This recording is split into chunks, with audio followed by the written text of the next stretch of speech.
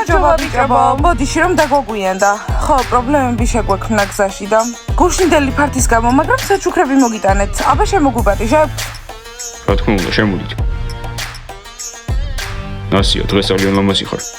საერთოდ ყველა გოგო ლამაზია. მოდი, შემოდით. კარგი, ესე იგი, როგორც კი საქმეს დავინახავთ ეგრევე. უკვე მეფხანება მუშტები, ყველაფრის განადგურება უნდა.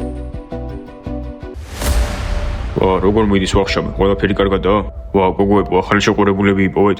ბრობა, შენც აქ ხარ? ჯანდაბა, ბიჭებო, აქ რას აკეთებთ? ახლა მოვდიოდით.